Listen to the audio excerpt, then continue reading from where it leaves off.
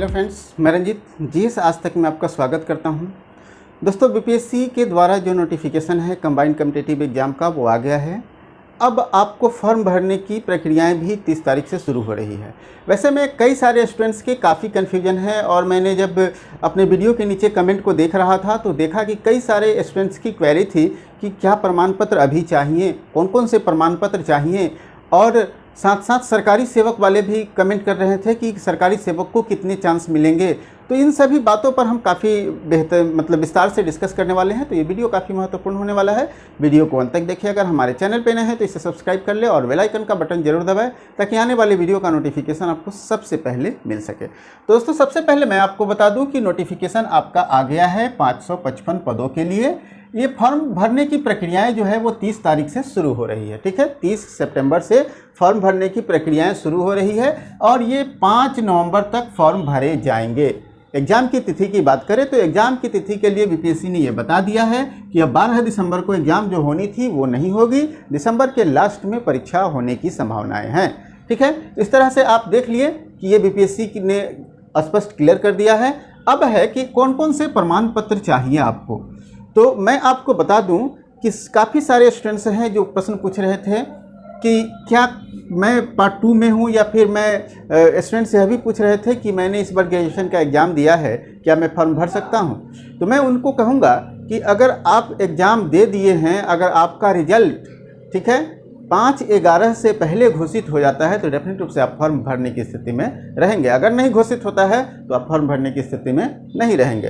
तो सबसे पहले है कि क्वालिफिकेशन जो सर्टिफिकेट है, क्वालिफिकेशन जो आपका तय किया गया है ग्रेजुएशन, तो इसका सर्टिफिकेट तो आपके पास होना चाहिए। ठीक है, ग्रेजुएशन का सर्टिफिकेट।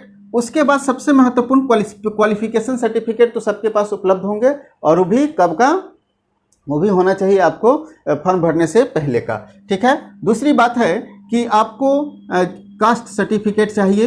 ठीक है, कास्ट सर्टिफिकेट चाहिए, क्योंकि आप अगर किसी भी आरक्षण कैटेगरी का दावा करते हैं तो कास्ट सर्टिफिकेट चाहिए। और EWS वाले EWS सर्टिफिकेट देंगे। कास्ट सर्टिफिकेट में मैं आपको बता दूं कि EBC, BC, SC, ST और दिव्यांग, ठीक है, दिव्यांग, इन सभी कैटेगरी के स्टूडेंट्स को आपको सर्टिफिकेट की ज़रूरत पड़ती है। ठीक है, तो इन सभी स्टूडेंट को कैटेगरी के स्टूडेंट को सर्टिफिकेट की ज़रूरत पड़ती है।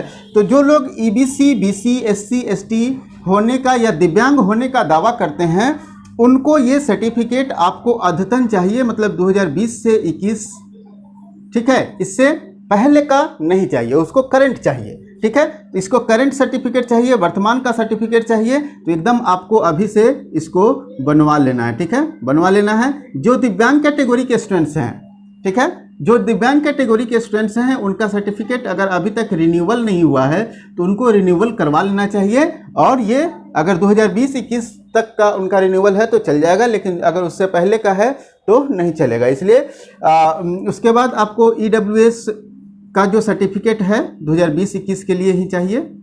ठीक है, 2020-21 तक जो EWS बनवा चुके हैं उनके लिए ये ठीक है, लेकिन अगर उससे पहले का उनके पास EWS सर्टिफिकेट है तो वो नहीं चलेगा।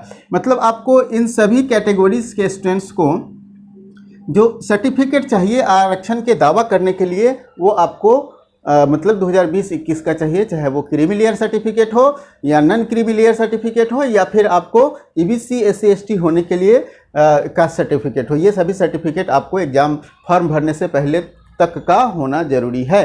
ठीक है, मतलब आप अगर फॉर्म भरने जा रहे हैं तो फॉर्म भरने से पहले तक का ये सर्टिफिकेट ले लेना है, सर्टिफिकेट ले लेना है, अदरवाइज डिस्क्वालीफाई कर सकती है इस आधार पर। ठीक है, तो जो भी सर्टिफिकेट है वो आपको अभी ले लेना है फॉर्म भरने से पहले, उसके बाद आप फॉर्म भरेंगे। तो बहुत सारे स्टूडेंट्स के पास फॉर्म भरने के समय तो ये सर्टिफिकेट नहीं होंगे, उनको बनवा लेना है। और कुछ परेशानियां जरूर होगी क्योंकि पंचायत चुनाव चल रहे हैं, तो बहुत सारे ब्लॉक्स में पंचायत चुनाव के चक्कर में लगे होंगे पदाधिकारीगण, तो वहाँ आपको दिक्कतें होंगी। तो किसी तरह से आपको ये सर्टिफिकेट ले लेना है, उसके बाद आपको ये प्रक्रियाएं शुरू करनी है। अब बात है सरकारी सेवक के। तो सरकारी सेवक, कौन सरकारी सेवक एलिजिबल होते हैं छूट पाने का? तो जो बिहार सरकार के, ठीक है, बिहार सरकार के सरकारी सेवक होंगे वही इसके लिए एलिजिबल होंगे। ठीक है, जो बिहार सरकार के सरकारी सेवक होंगे। अगर बिहार सरकार के वो सरकारी सेवक नहीं है, किसी सेंट्रल गवर्नमेंट या दूसरे स्टेट्स में है, तो वो इसके लिए एलिजिबल नहीं होंगे।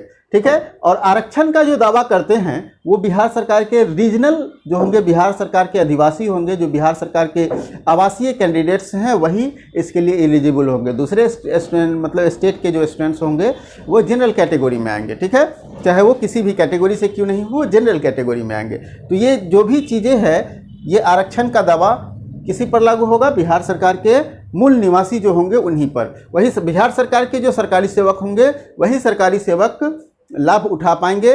और ये सरकारी सेवक को लाभ पहले 5 साल का था, लेकिन अब बीपीएससी ने ये क्लियर कर दिया गया है कि 5 वर्षों में आपको 3 मौके मिलेंगे। ठीक है, 5 वर्षों में 3 मौके, याद रखेंगे।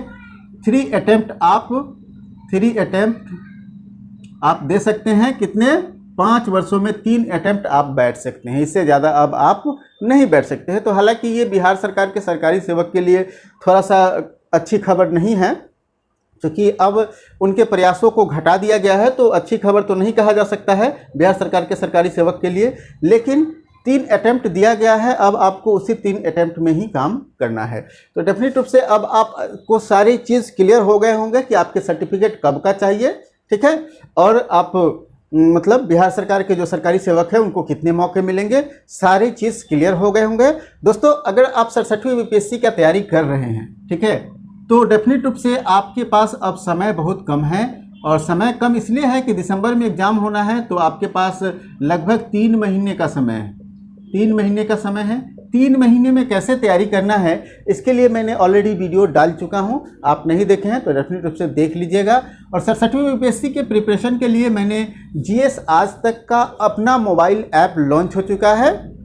आप उस मोबाइल ऐप को प्ले स्टोर से डाउनलोड कर सकते हैं, या फिर इस वीडियो के डिस्क्रिप्शन में भी उसका लिंक दिया हुआ है, वहाँ से भी आप डाउनलोड कर सकते हैं। आप हमारे मोबाइल ऐप को डाउनलोड कीजिए।